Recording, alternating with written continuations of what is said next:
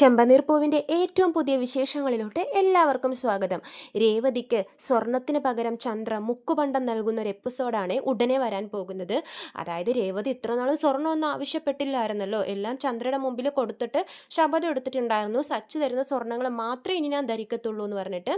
അപ്പോൾ പക്ഷേ രേവതിക്ക് വീണ്ടും ആ സ്വർണം തിരിച്ചു ചോദിക്കേണ്ട ഒരു ആവശ്യം വന്നിരിക്കുവാണ്. അപ്പോൾ അതെന്താണ് ആവശ്യം എന്ന് വെച്ചാൽ, ഒരു ദിവസം രാവിലെ നമ്മുടെ അച്ഛമ്മ വിളിക്കുവാണ് വീട്ടിലോട്ട്, രവീന്ദ്രൻ്റെ ഫോണിലോട്ട് വിളിച്ചിട്ട് പറയുവാണ്, മോനെ എൻ്റെ 80ാമത്തെ പിറന്നാളാണ് വരുന്നത്, നിങ്ങളെല്ലാവരും ആ പിറന്നാളിന് നാട്ടിലുണ്ടാവണം, ഇവിടെ വെച്ച് നമുക്ക് ആഘോഷിക്കാം എന്ന് പറയുവാണ്. സച്ചിൻ രേവതിയും നല്ല സന്തോഷത്തിലാണ്, അവരെന്തായാലും വരും, രവീന്ദ്രനും ഭയങ്കര സന്തോഷത്തിലാണ്.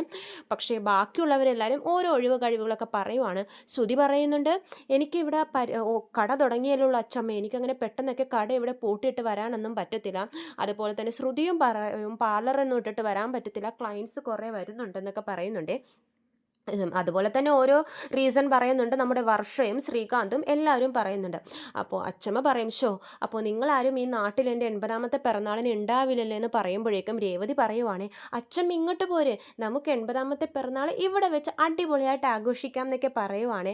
അപ്പോൾ അച്ഛമ്മ പറയുന്നുണ്ട്, എനിക്ക് ആഘോഷിക്കൊന്നും വേണ്ട, നിങ്ങളുടെ കൂടെ ഒന്ന് സമയം, എൻ്റെ ആ പിറന്നാളൊന്ന് എല്ലാവരുടെയും കൂടെ ഒന്ന് സന്തോഷത്തോടെ ഒന്ന് ഇരുന്നാൽ മാത്രം മതിയെന്ന് അച്ഛമ്മ പറയുമ്പോഴേക്കും സച്ചി പറയും, അച്ഛമ്മ എന്തായാലും ഇങ്ങോട്ട് പോരി, ഇവിടെ എത്തുമ്പോൾ വിളിച്ചാൽ മതി, ഞാൻ വന്ന് അച്ഛമ്മേനെ കൂട്ടിക്കൊണ്ടുവരാം എന്നൊക്കെ സച്ചി പറയുന്നുണ്ട്.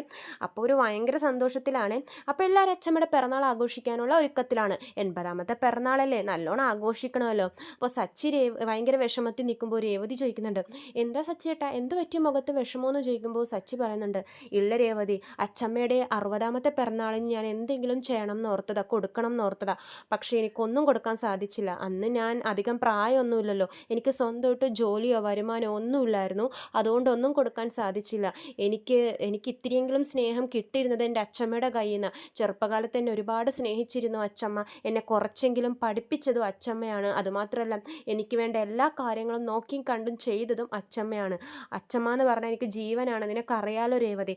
അച്ഛമ്മക്ക് ഈ 80ാമത്തെ പിറന്നാളിനെങ്കിലും എനിക്ക് എന്തെങ്കിലും കൊടുക്കണമെന്ന് ഭയങ്കര ആഗ്രഹമെന്ന് പറയുമ്പോൾ രേവതി പറയും, അതിനെന്താ സച്ചി ചേട്ടാ, എനിക്കും ഭയങ്കര ആഗ്രഹമുണ്ട് അച്ഛമ്മക്ക് എന്തെങ്കിലും കൊടുക്കണമെന്ന്. കാരണം ഈ വീട്ടിലെ ഞാൻ കല്യാണം കഴിഞ്ഞ് വന്നപ്പോൾ എനിക്ക് സപ്പോർട്ടായിട്ട് നിന്നതും ഇതുപോലെ തന്നെ സ്നേഹം തന്നതും എല്ലാം അച്ഛമ്മയാണ്. ആ അച്ഛമ്മക്ക് എന്ത് ചെയ്യണമെന്നുള്ളത് എന്ത് ചെയ്താലും കുറഞ്ഞു പോവത്തേ ഉള്ളൂ. എനിക്ക് അത്രയ്ക്ക് സന്തോഷമാണ് എൻ്റെ അച്ഛമ്മക്ക് എന്ത് ചെയ്തു കൊടുത്താലും എന്ന് പറയുവാണ്. സച്ചേട്ടൻ എന്ത് മേടിച്ചു കൊടുക്കാനാണ് ഉദ്ദേശിക്കുന്നത് എന്ന് രേവതി ചോദിക്കുമ്പോഴേക്കും സച്ചി പറയുന്നുണ്ട്, രേവതി, എനിക്ക് അച്ഛമ്മക്ക് ഒരു സ്വർണ്ണമാല മേടിച്ചു കൊടുക്കണം എന്നുണ്ട്, മറ്റേ നല്ല 2 ലെയറുള്ള സ്വർണ്ണമാലയിൽ, അത് മേടിച്ചു കൊടുത്താലോ രേവതി. അപ്പോൾ രേവതി പറയുന്നുണ്ട്, അതിനൊരുപാട് കാശാവില്ലേ സച്ചിയേട്ടാ. കാശാവും, ഒരു 2 ലക്ഷം രൂപയെങ്കിലും വന്ന് നിൽക്കും, ഞാൻ കടം മേടിക്കുന്നതിൽ നിനക്ക് കുഴപ്പമുണ്ടോ എന്ന് ചോദിക്കുമ്പോൾ രേവതി പറയും, എൻ്റെ അച്ഛമ്മക്ക് വേണ്ടിയല്ലേ, അതും 80ാമത്തെ പിറന്നാൾ, നമുക്കതെന്തായാലും അച്ഛമ്മയ്ക്ക് ഇഷ്ടപ്പെട്ട ആ മാല തന്നെ നമുക്ക് മേടിച്ചു കൊടുക്കാം സച്ചിയേട്ടാ, അച്ഛമ്മയ്ക്ക് വേണ്ടി കടം മേടിച്ചാലും എനിക്ക് കുഴപ്പമില്ല എന്ന് പറയുമ്പോഴേക്കും സച്ചിക്ക് സന്തോഷം.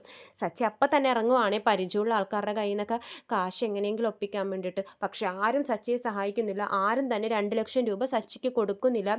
പലിശ കൂട്ടിത്തരാമെന്ന് പറഞ്ഞിട്ട് പോലും ഒരാൾ പോലും കൊടുക്കുന്നില്ലേ. കാരണം എന്തെങ്കിലും ഒന്ന് ഈട് വെക്കണം, എത്രയോ ലക്ഷം രൂപയൊന്നും വെറുതെ തരാൻ പറ്റില്ല എന്ന് പറഞ്ഞ് സച്ചിയെ നിരാശയോടെ വിടുവാണ് എല്ലാവരും.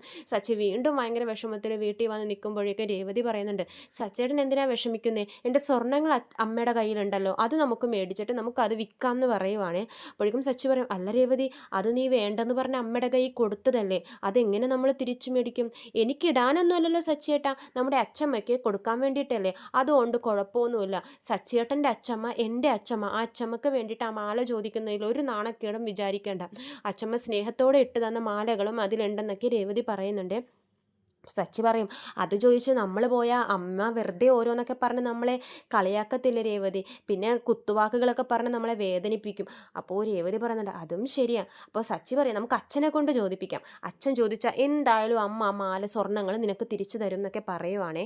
അങ്ങനെ സച്ചിയും രേവതിയും കൂടി പമ്മി ചമ്മിയിട്ടാണെങ്കിലും രവീന്ദ്രൻ്റെ അടുത്ത് പോയിട്ട് ഈ കാര്യം അവതരിപ്പിക്കുവാണ്. അപ്പോൾ രവീന്ദ്രൻ പറയും, എടാ, അത് നിങ്ങളുടെ സ്വർണ്ണമല്ലേ, നിങ്ങൾക്ക് എപ്പോൾ വേണമെങ്കിലും അത് തിരിച്ചു ചോദിക്കാനുള്ള അവകാശമുണ്ട്, അമ്മ വരട്ടെ, ഞാൻ എന്തായാലും നിങ്ങൾക്ക് നിനക്ക് ആ സ്വർണ്ണങ്ങൾ തിരിച്ചു മേടിച്ചു തരാമെന്ന് പറയുവാണ് രവീന്ദ്രൻ. ഇത് കേട്ട് നമ്മുടെ സുധി അവിടെ നിൽപ്പുണ്ടായിരുന്നു. സുധിക്ക് അത് ഭയങ്കര ഷോക്കാവും. കാരണം സ്വർണ്ണങ്ങളില്ലല്ലോ. സ്വർണ്ണങ്ങളൊക്കെ രേവതിയുടെ സ്വർണ്ണങ്ങൾ കൊടുത്തിട്ടല്ലേ ആ സുധി ബിസിനസ്സിൽ ചതിക്കപ്പെട്ട പണമൊക്കെ ബാലൻസ് ചെയ്തുകൊണ്ട് പോയത്. സുധി നേരെ ഓടുവാണേ ബാമയുടെ വീട്ടിലോട്ട്. ബാമയുടെ വീട്ടിലാണ് നമ്മുടെ ചന്ദ്ര പോയിരിക്കുന്നത്. അവിടെ പോയിട്ട് സുധി കാര്യം പറയുവാണ്. അമ്മേ, രേവതിയൊക്കെ സ്വർണം തിരിച്ചു ചോദിക്കാൻ വേണ്ടി അവിടെ നിൽക്കും അമ്മയെന്ന് പറയുമ്പോഴേക്കും ചന്ദ്രക്കും അത് ഭയങ്കര ഷോക്കാവും. അയ്യോ, അവരെന്തിനാണ് തിരിച്ചു ചോദിക്കുന്നത്? എനിക്കറിയില്ല അമ്മേ, അവിടെ അച്ഛനോട് പറയുന്നത് ഞാൻ കേട്ടു. എനിക്കത് കേട്ടപ്പോൾ ഭയങ്കര ടെൻഷനായി. ഞാൻ അതാ അമ്മയുടെ അടുത്തോട്ട് ഓടി വന്നേന്നൊക്കെ സുധി പറയുന്നുണ്ട്. അപ്പോൾ സത്യങ്ങളൊക്കെ ബാമേനോടും ചന്ദ്ര പറഞ്ഞിരിക്കുമായിരിക്കുമേ. ബാമ പറയുന്നുണ്ട് എന്തിനാ ഇങ്ങനെ കള്ളത്തരമൊക്കെ ചെയ്തതെന്നൊക്കെ ചോദിച്ച് ചന്ദ്രയെ ചീത്ത പറയുന്നുണ്ട്. ചന്ദ്ര പറയും, എടാ സുധി, ഞാൻ എങ്ങനെയെങ്കിലും ഒരു ബാമ എങ്ങനെയെങ്കിലും എനിക്കൊരു 5 ലക്ഷം രൂപ താ, ഞാൻ പിന്നെ എങ്ങനെയെങ്കിലും തന്നോളാം. എൻ്റെ 2 വളകളും എടുക്കും സുധി, നീ എത്രയും പെട്ടെന്ന് പോയി ആ രേവതിയുടെ സ്വർണ്ണം കടയിൽ നിന്നും തിരിച്ചെടുക്കുമെന്ന് പറയുവാണ്. അപ്പോൾ തന്നെ സുധി പറയും, അമ്മേ, എനിക്കൊരു അബദ്ധം പറ്റി, ഞാനത് പണയത്തിനല്ല വെച്ചിരിക്കുന്നത്, വിറ്റെന്ന് പറയുമ്പോഴേക്കും ചന്ദ്രക്ക് ഒന്നുകൂടെ ദേഷ്യം വന്ന് സുധിയെ തല്ലുവാണേ. എടാ ദ്രോഹി, നീ എന്നെ വീണ്ടും ചതിച്ചു, നിന്നോട് ഞാനത് പണയം വെക്കാനല്ലേടാ പറഞ്ഞത്, നീ എന്തിനാടാ അത് വിറ്റേന്നൊക്കെ പറഞ്ഞ് ചന്ദ്ര പൊട്ടിക്കരയുവാണേ. അപ്പോൾ സുധി പറയുന്നുണ്ട്, അമ്മേ, അത് പിന്നെ പണയം വെച്ച് അത്രയും ലക്ഷം രൂപ കിട്ടില്ല, വിറ്റാൽ അത്രയും തരാം എന്നൊക്കെ പറഞ്ഞുകൊണ്ട് ഞാൻ അങ്ങനെ ചെയ്തു എന്നൊക്കെ പറയുവാണ്. ചന്ദ്ര പറയും, എന്തെങ്കിലും ആവട്ടെ, നീ അയാളെ വിളിച്ചൊന്ന് ചോദിക്ക്, ആ സ്വർണം എത്രയും പെട്ടെന്ന് ഇങ്ങോട്ട് കൊണ്ടുപോകാൻ ഞാൻ പൈസ തരാമെന്ന് പറയുമ്പോൾ സുധി വിളിച്ചു നോക്കുവാണ് ഈ സ്വർണ്ണക്കടയിലോട്ട്. പക്ഷെ അയാൾ പറയുന്നുണ്ട്, സ്വർണ്ണക്കടയിൽ ആൾ പറയും, പണയത്തിനുള്ള സ്വർണ്ണങ്ങൾ ഞങ്ങൾ ഇവിടെ സൂക്ഷിക്കും, വിൽക്കാൻ തന്ന സ്വർണ്ണങ്ങൾ ഞങ്ങൾ അപ്പം തന്നെ ഉരുക്കിക്കളയും, നിങ്ങളുടെ സ്വർണ്ണം ഇപ്പം ഉരുക്കിയ നിലയിലാണെന്ന് പറയുമ്പോഴേക്കും അത് വീണ്ടും ഷോക്കാവുകയാണ്. ചന്ദ്ര ഇരുന്ന് കരയുവാണേ. അപ്പോഴേക്കും സുധി പറയുന്നുണ്ട്, അമ്മേ, ഞാൻ അന്ന് രേവതിയുടെ സ്വർണത്തിൻ്റെ ഫോട്ടോസൊക്കെ എടുത്തായിരുന്നു, അതുകൊണ്ട് വേണമെങ്കിൽ ഡ്യൂപ്ലിക്കേറ്റ് സ്വർണം, കവറിങ് സ്വർണ്ണങ്ങൾ നമുക്ക് എടുക്കാമെന്ന് പറയുവാണ്. അപ്പോൾ തന്നെ ചന്ദ്ര, ഓ, നിൻ്റെ കയ്യിൽ ഫോട്ടോ ഉണ്ടോ, അതേപോലത്തെ തന്നെ എടുക്കാൻ പറ്റുമെന്ന് ചോദിക്കുമ്പോൾ സുധി പറയും, ആ അമ്മേ, പറ്റുമെന്ന് പറയുവാണേ. എന്നിട്ട് ഈ 2 പേരും കൂടി പോയി അതേപോലെയുള്ള കവറിങ് ഗോൾഡൊക്കെ എടുത്തുകൊണ്ടും വരുവാണേ. കണ്ട സ്വർണം പോലെ തന്നെ ഇരിക്കും, അതേപോലെ തന്നെ രേവതിയുടെ സെയിം മോഡൽ സ്വർണം കൊണ്ടൊക്കെ ഒന്നും അറിയാത്ത പോലെ 2 പേരും കൂടി വീട്ടിലോട്ട് പോവാണേ.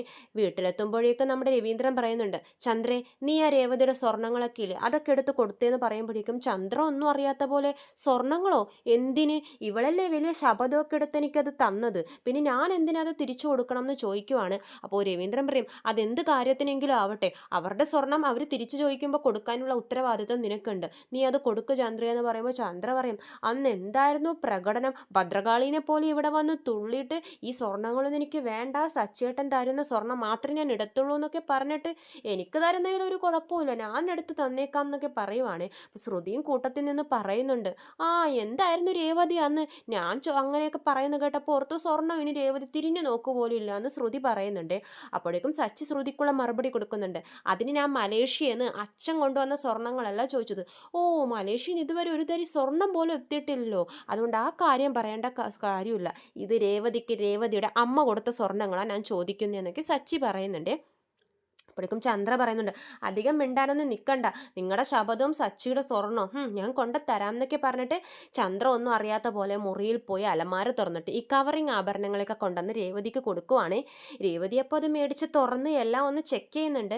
രേവതിക്ക് എന്തോ ഒരു സംശയം തോന്നും അത് കാണുമ്പോൾ. പക്ഷേ ചന്ദ്ര ഇങ്ങനൊരു പണി ഒപ്പിക്കുമെന്ന് രേവതിക്ക് അറിയില്ലല്ലോ. ചന്ദ്രയുടെയും സുധിയുടെയൊക്കെ ഒരു പെരുമാറ്റത്തിലൊരു മാറ്റം സച്ചിയും ശ്രദ്ധിക്കുന്നുണ്ട്. സച്ചി ഓർക്കും, ഇവരുടെ ഇതിലെന്താ വല്ലാത്തൊരു മാറ്റം, എന്തോ കള്ളത്തരമുണ്ട്. പക്ഷെ സച്ചിയുടെ മനസ്സിലും അപ്പോഴും പോയിട്ടില്ല ഇത് കവറിങ് ആഭരണങ്ങളാണെന്ന്.